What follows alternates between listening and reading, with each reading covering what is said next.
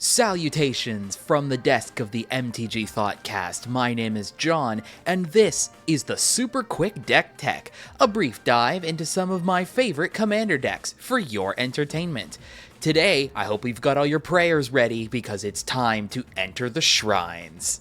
Today, I have for you a 5-color Shrines deck, helmed by Go-Shintai of Life's Origins, originally printed as a bonus commander card from the set boosters of Kamigawa Neon Dynasty. This deck utilizes a classic theme that was originally introduced in the first Kamigawa block and has since reappeared a couple times through on its Enchantments subtype, and exceedingly more than any other commander that has ever been made, this one is certainly the one to go with to play this type of deck, utilizing Shrines. The commander itself, Go-Shintai of Life's Origin, is 3 and a green for a legendary enchantment creature Shrine, is a 3/4. For white, blue, black, red, green, and tap, it returns a target enchantment card from your graveyard to the battlefield, but more specifically, whenever it or another non-token shrine enters the battlefield under your control, you create a 1/1 colorless shrine enchantment creature token. Just in case you are asking yourself, what is Shrines? Shrines, as I described, is an old enchantment subtype originally introduced in the original Kamigawa block way long ago, and has since come back again in a couple different iterations over the years, capitalizing on top of this commander we're talking about today, the Go-Shintai of Life's Origin. It is a subtype of enchantment, and although this commander does say that it is legendary enchantment creature Shrine, Shrine is not a creature type, it is a subtype. So technically speaking, this commander plus the tokens it makes, plus the other Go-Shintais that we're about to talk about, they don't have a creature type associated to them per se. All they are is Shrines. But the other most defining thing about Shrines is that other than the tokens that Go-Shintai of Life's Origin creates, all of these shrines are legendary. That's a very important part of this commander deck. The most other notable thing that they do is that they have a correlation similar to like what slivers are like, whereas they do an effect at a certain points of the turn, depending on which shrines you're playing, and that effect is exponentially growing in strength depending on how many shrines you have. But to make these shrine tokens, we obviously need some shrines, and we have included in this deck the 3 separate varieties that were introduced over the course of the years. The Kamigawa original ones, referred to as the Hondens, the Core Set 2021 editions, referred to as the Sanctums, and then the Kamigawa Neon Dynasty, the ones that came out with Life's Origin, also named Go-Shintais. Let's begin then with the Hondens, and we'll just work our way up from here. They were the original iterations of the Shrines, and all of their unifying thing is that they have a trigger at your upkeep to do an effect equal to the number of shrines you control, which obviously with the card itself, it counts itself down in Battlefield. So by themselves, they'll always trigger a numeral of 1, depending on which ones you've got. And we don't have all of them in this deck, mostly just because I don't own the other, I believe it's the green one that I don't have in here, but all the other ones that are in here, for lack of a better term, these are actually some of the strongest ones that you can have. Their effect that they have are very powerful, and especially when compounded on top of other non-token shrines and the token ones that Life's Origin creates, these can get very strong. In my opinion, the 2 strongest is going to be Honden of Infinite Rage. This is the red one that at your upkeep deals damage to any target equal to the number of shrines you control. That's just going to help you close out the game. Super. But the other one to help make sure that you have a constant flow of gas ready to go is going to be the Honden of Seeing Winds. The blue colored one that at your upkeep, you just draw a card for every shrine you control, and with no other side effects to that either. No discarding, no nothing. We'll get to the Sanctum that does that later. That one's also strong, but just straight up card draw. These ones are great. The shrines then took a back seat for a very, very long number of years until in Core Set 2021, the Sanctums were introduced, a brand new cycle of shrines that instead of having an upkeep trigger, they either had an activated ability associated with them or they were a pre-combat main phase trigger.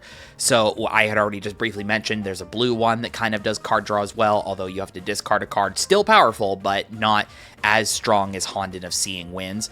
The favorites for me in this one is Sanctum of Fruitful Harvest. This is a green one. At your pre-combat main phase, you add X mana of any one color, where X is the number of shrines you control.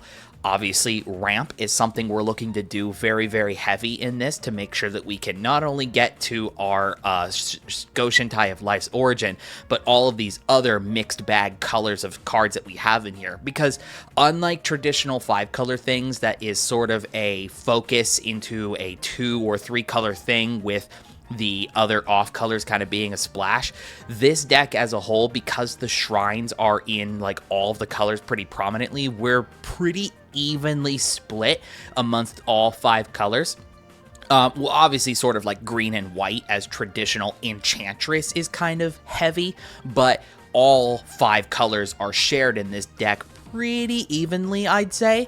So having a card like this, plus the ramp that we're going to talk about later, is very, very important to a deck like this.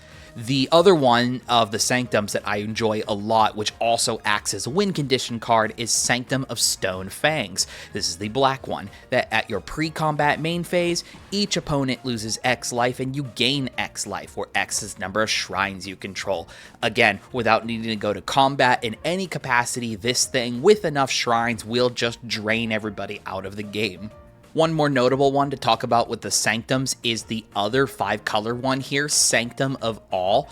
White, blue, black, red, green, legendary shrine. Not a creature, so this one can't be your commander, but at your upkeep, you may search your library or graveyard for a shrine card, put it onto the battlefield, and if you search your library, shuffle.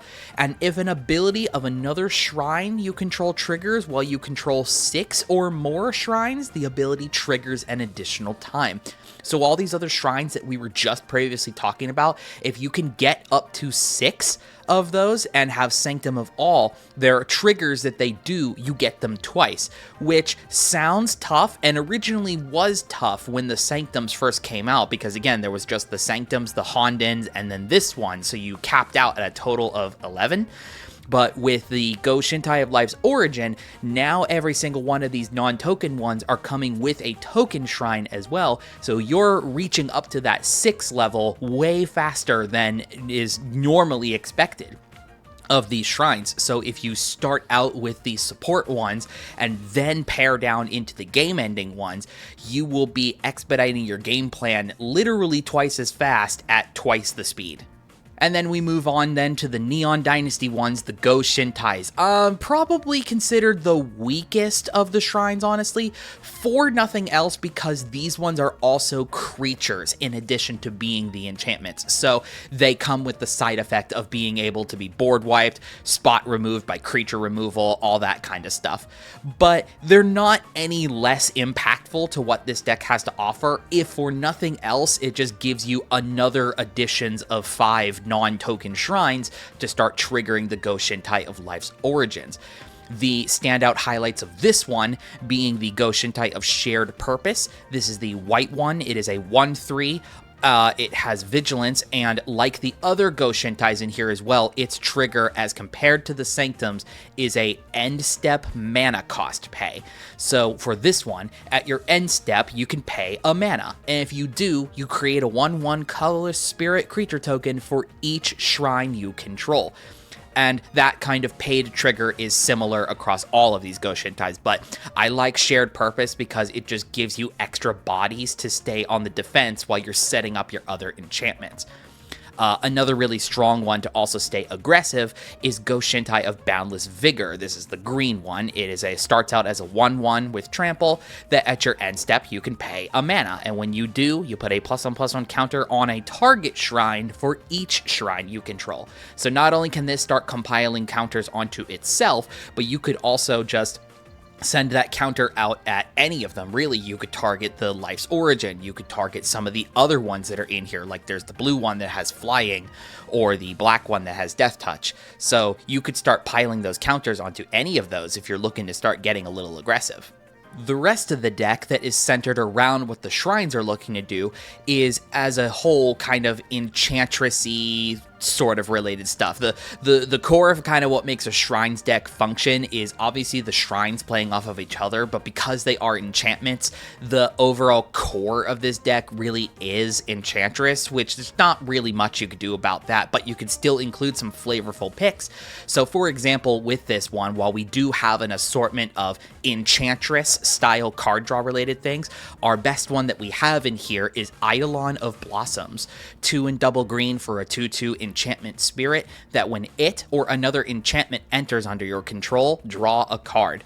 Now, as compared to the other enchantresses, like Enchantress's Presence that says when you cast an enchantment, draw a card, still very good by the way, don't get me wrong, but Constellation is the important part on this text here, because if you remember, Go-Shintai of Life's Origin creates 1/1 enchantment shrine tokens, and enchantment tokens do trigger Constellation, meaning that every single time we make a token off of our commander, or if we have anything else entering and re-exiting, like from the recursion that our commander can also do, this will trigger the Eidolon of Blossoms to draw you cards. Another really cool one we have in here, obviously A, utilizing the fact that we are 5 color, and B, because we're doing Enchantress as a theme, we're playing Whirlwind of Thought. 1 blue, red, and a white for an enchantment. When you cast a non-creature spell, draw a card. This obviously works in a very similar fashion to most of our other enchantresses, where when we cast an enchantment, like a shrine, it will draw us a card.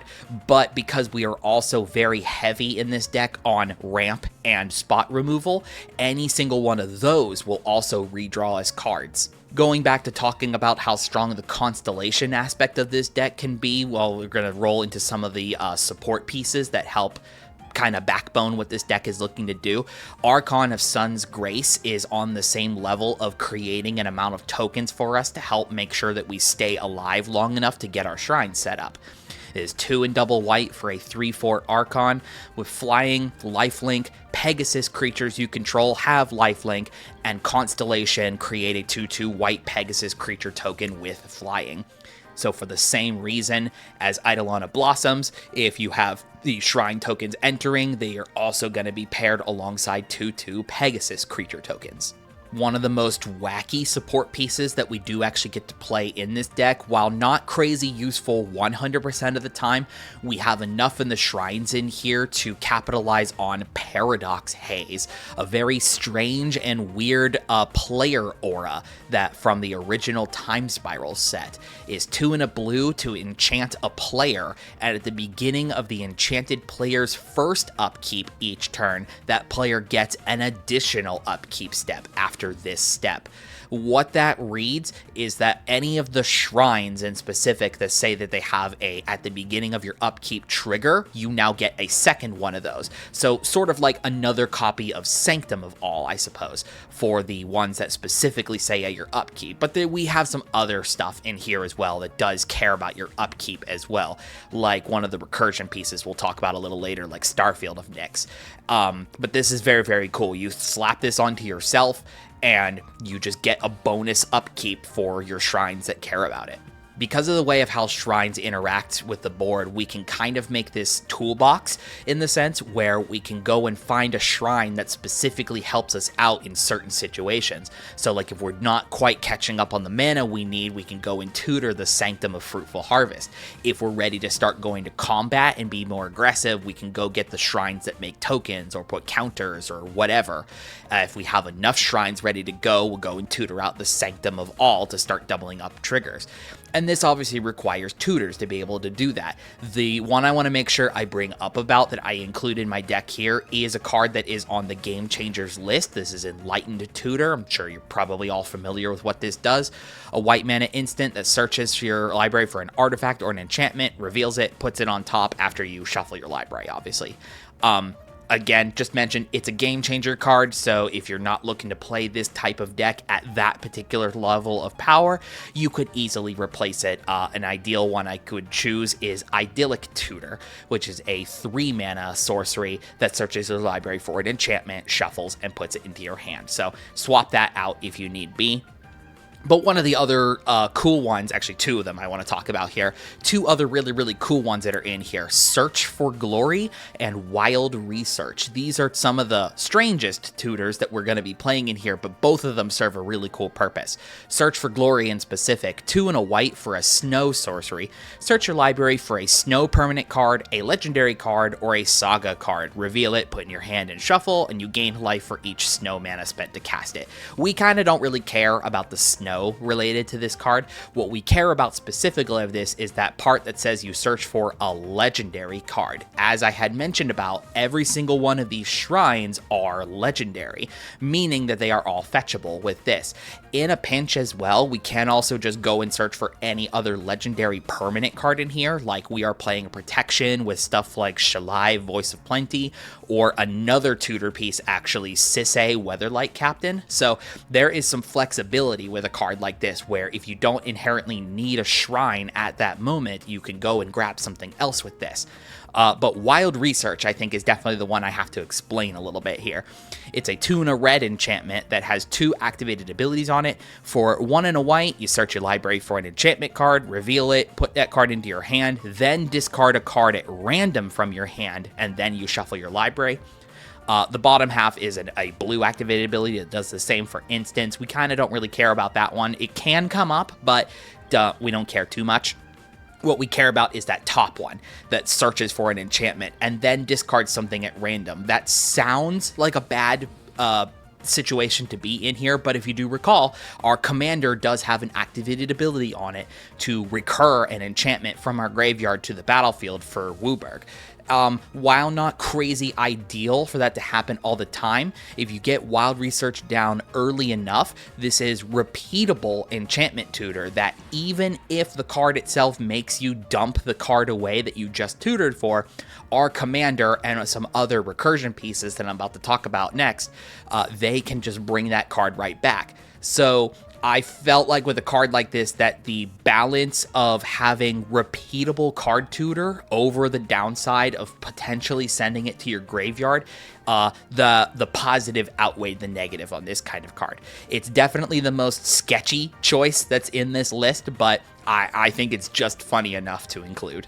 All of these cards that we've basically talked about, we have to make sure that we are achieving our colors to make sure to get them down as quickly as possible. So we are quite heavy in the ramp related pieces. Obviously your normal suspects of cards that are like artifacts or green that do their ramping or whatever, but I have a few particular spicy picks that I'd like to talk about. Obviously kind of starting with what I had just gone over earlier with the Enlightened Tutor. I have another Game Changer card that's in this part of the list as well. This is Seedborn Muse.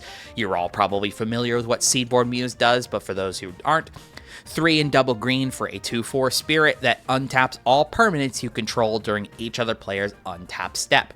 So again, like the Enlightened Tutor, this card has very, very strong purpose in this deck alone. If for nothing else, it allows you to untap during each person's turn and do the Go-Shintai of Life's Origins activated ability over and over and over again. But Seedborn Muse being on the Game Changers list, again, if you are not willing to play at that power level, that bracket, you can easily swap it out. My recommendation for that would be Wilderness Reclamation, who can kind of function in a similar vein to this, allowing you to do the Go-Shintai of Life's Origin trigger off turn, but just once at a go. So that's what I would swap if you want to take this card out. A couple other really fun ones that I've got in here, Leyline Immersion from the March of the Machine Aftermath. 3 and a green for an enchantment aura. It enchants a legendary creature, and the enchanted creature has Ward 2 and tap, make 5 mana in any combination of colors, spend it only to cast spells. Obviously, this can't filter into Go-Shintai of Life's Origin's own activated ability, because that's an activated ability, but giving our commander or any of our other like living shrines, I guess I should say, like the other Go-Shintais. This can go onto those as well, plus some of those other legendary creatures that we were talking about, but giving them a mild little bit of protection with the ward, and then the ability to just become a 5-mana dork as well, which you can do immediately if you are enchanting this down onto something that doesn't have summoning sickness, right? Like our commander also comes down on 4, so if we play this after our commander, this enchants for 4, the commander then itself taps for 5, plus that excess land that you probably just played as well, or didn't play, then it still just ramps you either way. So I like that play a lot. This is one of my favorite ramp pieces that isn't traditional ramp that comes in this deck.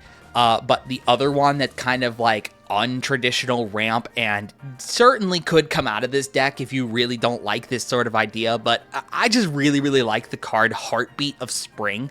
It's 2 and a green for an enchantment that when a player taps a land for mana, that player adds 1 mana of any type that land produced. This is green Mana Flare, if you're familiar with the card Mana Flare. You certainly don't have to play this card, but I don't know, man. I've just gotten in so many fun game scenarios landing this down that everybody just starts exploding their game plan. You boost everybody up 3 extra turns just for dropping this down on curve, and it's just really silly and stupid. It's a personal pet card for myself to include in here. Cut it if you like, if you plan to build this type of deck, but there's just something real fun and satisfying of just like, oh, I'm gonna slam this down and double up everybody's lands, have fun. And most everything else we've got kicking around in here is just your traditional, there's other traditional ramp pieces and our spot removal package as well. Some of it is enchantment based, some of it is spot removal. We try to cover all their bases here. A really cool one that we include in here because we are playing a 5-color deck is Leyline Binding, giving that domain to us as well because we are playing all 5 lands, and it's also a very, very high mana value, so you can get this down casting cheaper than its mana value is, but cards like Shark Typhoon will still see it as a 6-mana spell, also a non-creature spell with flash, so this one's very, very cool to have. But one last spicy piece of removal that I have in here as a just-in-case kind of scenario, because we've been talking about tons and tons of enchantments, and mass enchantment wipe is obviously a thing that can come up from game to game. So just as a spicy one-off pick I have in here is a card called Rampage of the Clans. It's 3 and a green for an instant. It destroys all artifacts and enchantments. And for each permanent destroyed this way, its controller creates a 3/3 green centaur creature token. Now, this does affect all players, but the goal with a card like this is that if you have built yourself up a mass capacity of tokens, or I guess the tokens count as well, but like the regular enchantments as well, or like I said, or like the 1/1 enchantment tokens that the commander makes as well. Plus our commander itself is also an enchantment. If you have built up this extremely large board of enchantments and something is about to happen that wipes the board of all enchantments, or you just need a really, really big push of creatures all of a sudden, all at once to start getting through some combat damage, Rampage of the Clans is going to be the way to do that. I've done this once, actually paired off with a similar card that's in here for the because we're 5-color build of this here, Tromp the Domains. It's like a, well, I guess it's like Hoof, kind of, but it gives a +1/+1 for your domain count, which is the basic land types or whatever. So you pair off Rampage of the Clans, paired off into that as well. You could just suddenly pull a win out of this deck in a complete 180 of what the strategy is trying to be. You suddenly change from being an Enchantress deck to a aggressive tokens style deck, and it's just fun. I think it's really funny. It's just an emergency valve just in case something goes weird with your enchantments.